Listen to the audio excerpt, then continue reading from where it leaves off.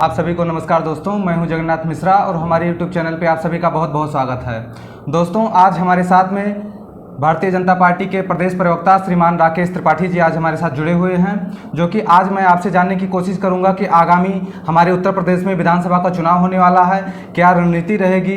विपक्ष का बहुत ज़्यादा आपके ऊपर वार हो रहा है, कानून व्यवस्था पे सवाल उठ रहे हैं, तमाम सारे विषय पे चर्चा करने के लिए हमारे साथ में त्रिपाठी जी जुड़े हुए हैं। सर, हमारे चैनल पर बहुत बहुत स्वागत है आपका। नमस्कार। नमस्कार जगन्नाथ जी।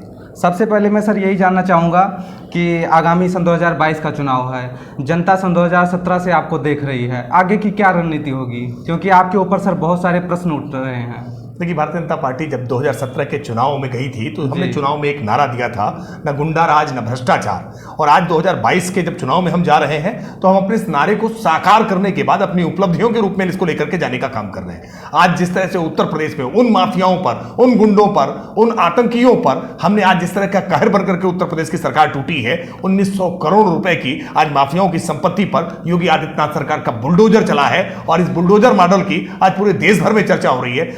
आज उत्तर प्रदेश का सामान्य नागरिक अपने आप को महफूज महसूस कर रहा है, वरना हर जिले में किस प्रकार से गुंडों का एक आतंक क्षेत्र था, जहां गुंडों की सरपरस्ती चलती थी, पुलिस कर्मियों पर गोली चलाने से पीछे नहीं हटा करते थे। आज 150 ऐसे खूंखार अपराधियों का एनकाउंटर करके पुलिस ने उत्तर प्रदेश में मार गिराने का काम किया है। आज जिस तरह से गैंगस्टर का उपयोग किया है पुलिस ने, आज गुंडा एक्ट का उपयोग किया है, जिस तरह से रासुका लगाने का काम किया है, हमने उत्तर प्रदेश में अपराधियों की कमर तोड़ देने का काम किया है और जनता महफूज महसूस कर रही है। और साथ ही भ्रष्टाचार पर हमने जीरो टॉलरेंस का काम किया है। आज तमाम सरकारी व्यवस्थाओं में हमने जिस तरह से ई टेंडरिंग की व्यवस्था लागू करने का काम किया है, ई फाइलिंग की व्यवस्था करने का काम किया है, जो भ्रष्टाचार के बड़े क्षेत्र हुआ करते थे उसको बंद करने का काम योगी आदित्यनाथ सरकार ने किया है। और मैं दावे के साथ कह सकता हूं कि उत्तर प्रदेश को योगी आदित्यनाथ जी जैसा परिश्रमी और ईमानदार मुख्यमंत्री इससे पहले अब तक कभी नहीं। सर, अभी आप गुंडाराज और भ्रष्टाचार की बात कर रहे हैं कि हमने इसको खत्म किया है, जीरो टॉलरेंस की बात कर रहे हैं, लेकिन जिस तरीके से अभी बहुत जल्द ही लखीमपुर खीरी की घटना हुई, इसको पूरा देश देख रहा है।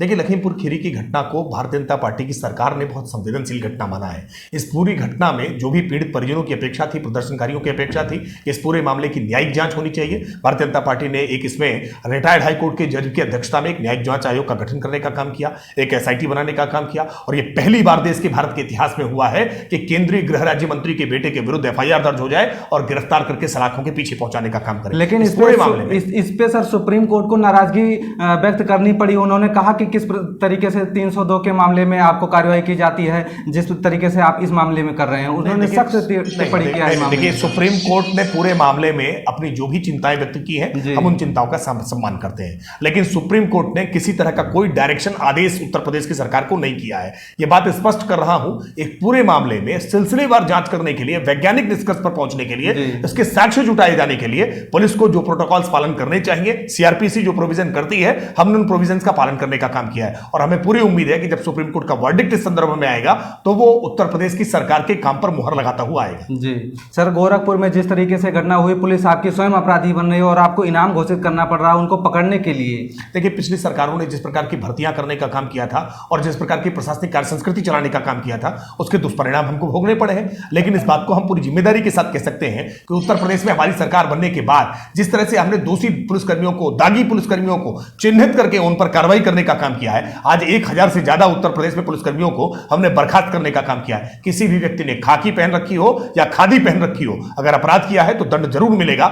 इस सरकार में कोई बच नहीं सकता है, क्योंकि इस सरकार में मुख्यमंत्री ने भगवा पहन रखा है और भगवा त्याग और समर्पण का प्रतीक है, भगवा हमारे शौर्य का प्रतीक है। इस सरकार में आज वो शौर्य भी दिख रहा है, वो त्याग भी दिख रहा है, वो बलिदान भी दिख रहा है। और किसी ने किसी रंग का, किसी मत का, किसी मजहब का, किसी जाति का, किसी भी पक्ष विपक्ष का हो, अपराध किया है तो दंड मिलकर के ही रहेगा। सर, आप भारतीय जनता पार्टी के प्रदेश के प्रवक्ता बनाए, बहुत तेज तर्रार और चतुर माने जाते हैं किसी बात को घुमाने के लिए। सर, जैसा कि आप देख रहे हैं, किसी के ऊपर यह आरोप लगा देना कि पिछले 70 सालों से ऐसा हुआ, पिछले 5 सालों से अखिलेश जी ने ऐसा किया है। आप केंद्र सरकार में भी आप पिछले पंचवर्षीय बिता चुके हैं, आप ये प्रदेश में भी आप पंचवर्षीय बिताने के कगार पर पहुंच चुके हैं। सर, आपने क्या सुधारा फिर, जब आप हमेशा आरोप ही लगाएंगे? मैं उदाहरण के तौर पर बता सकता हूं, एक एक घटना का, एक एक आप सेगमेंट का जिक्र कर लीजिए। उत्तर प्रदेश में पहली बार ऐसा हो रहा है, हम सरकार जब आई थी तो 12 मेडिकल कॉलेज हमको विरासत में मिले थे, 59 मेडिकल कॉलेज आज उत्तर प्रदेश में क्रियाशील है। ये उत्तर प्रदेश सरकार की उपलब्धि नहीं नहीं है क्या? 5 जिले केवल ऐसे थे, चाहे वो अमेठी हो, रायबरेली हो, रामपुर हो, कन्नौज हो और इटावा हो, जहां 24 घंटे बिजली मिलती थी। शेष समूचा उत्तर प्रदेश अंधेरे में डूबता था। मोबाइल चार्ज करने के लिए लोगों को जनरेटर का सहारा लेना पड़ता था, दुकानों पर पैसा देकर के भेजना पड़ता था। लेकिन आज उत्तर प्रदेश में 28 घंटे 24 घंटे बिजली आज हमने पहुंचाने का काम किया है। 22 घंटे 18 घंटे बिजली आज ग्रामीण और कस्बाई क्षेत्रों को देने का काम किया है। यह उत्तर प्रदेश सरकार की उपलब्धि नहीं है क्या?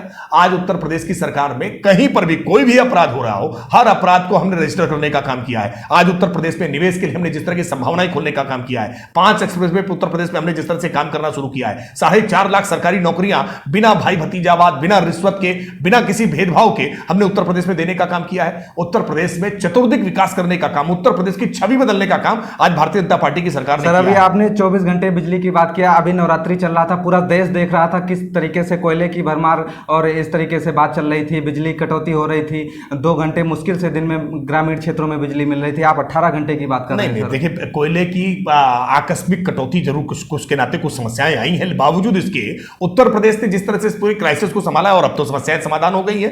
अब बिजली की वापस बहाली उस तरह से हो गई है। और कहीं पर भी कुछ प्राकृतिक आपदा होती है, कहीं कोयले की खदानों में अगर पानी भर गया, उसकी वजह से कुछ थोड़ी समस्या हुई है, देश की जनता भी इस बात को पहचानती है, इस बात को जानती है कि पिछले 4.5 वर्षों के कार्यकाल में किस तरह से देश में, उत्तर प्रदेश में परिवर्तन हुआ है। यह उत्तर प्रदेश की जनता महसूस कर रही है। और उत्तर प्रदेश की जनता ने इसीलिए 2019 के चुनाव जो आया लोकसभा का, भारतीय जनता पार्टी को सपा बसपा के गठबंधन के बावजूद जिस तरह का आशीर्वाद देने का काम किया है, स्पष्ट है कि भारतीय जनता पार्टी फिर 2022 में, जैसे 2021 के पंचायत चुनाव में परिणाम भाजपा के पक्ष का रहा है, 2022 का चुनाव भी भाजपा के पक्ष का रहेगा। सर, मैं आपके कार्यकर्ताओं की बात करना चाहूंगा। बहुत सारे कार्यकर्ता आपके पार्टी के व्यक्तिगत रूप से आकर हमसे मिलते हैं और कहते हैं आप मिश्रा जी हमारी बात उठाइए। बहुत सारे कार्यकर्ता नाराज हैं, उनका शोषण किया जा रहा है। आपकी पार्टी में खुद उनकी सुनवाई नहीं हो रही, जनता की कैसे होगी फिर सुनवाई? नहीं, देखिए, ये कहीं किसी व्यक्ति का व्यक्तिगत मसला हो, अलग बात है। पंचायत चुनाव के दौरान सर कितने विवाद खड़े हुए पार्टी में? विवाद व्यक्ति है, जहां वाद है वहां विवाद होगा।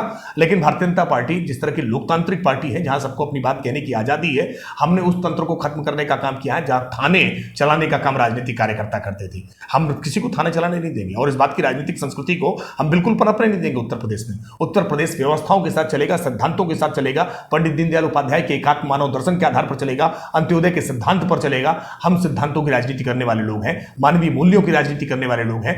उत्तर प्रदेश में सपा बसपा की राजनीति ने जिस तरह की जातीय जहर बोने का काम किया था, यह राजनीतिक कार्य संस्कृति को पूरी तरह से बिगाड़ करके रखा था, प्रशासनिक कार्य संस्कृति को बिगाड़ कर रखा था। हम उसको वापस पटरी पर लेकर के आए हैं और हम इसमें किसी प्रकार का कोई परिवर्तन नहीं होने देंगे। आगामी 22 का चुनाव होने वाला, क्या मुद्दा रहेगा सर? राम शाम या कुछ अन्य भी रहेगा सर? नहीं, भारतीय जनता पार्टी विकास के मुद्दे पर 2017 के चुनाव में भी गई थी, 2014 के चुनाव में भी गई थी। हम 2019 के चुनाव में भी विकास पर ही जीते हैं और फिर मुद्दा केवल और केवल विकास होगा।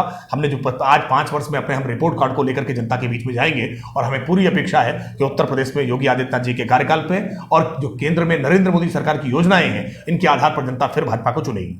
सर, कुछ आप बताएंगे हमारे चैनल के माध्यम से जो रिपोर्ट कार्ड आप लेकर जाएंगे?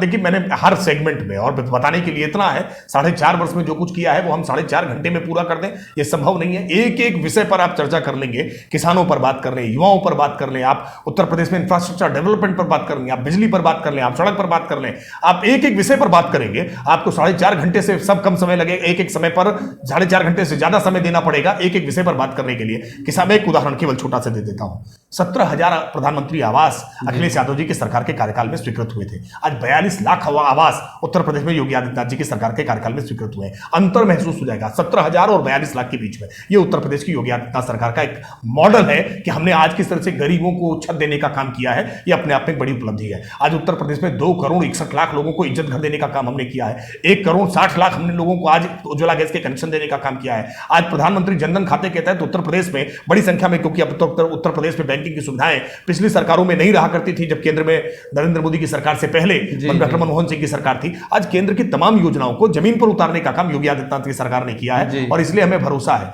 कि उत्तर प्रदेश का किसान, नौजवान, महिला और गांवों कस्बों से जनता निकल करके भारतीय जनता पार्टी के कमल के फूल को चुनने का काम। सर, मैं पंचायत लेवल की बात करना चाहूंगा। बहुत सारे ग्राम प्रधान बीडीसी हमसे मिलते हैं और उनसे ब्लॉक पर कमीशन मांगा जाता है। अधिकारी कमीशन मांगते हैं, जो ब्लॉक प्रमुख होते हैं वो दबाव डालते हैं।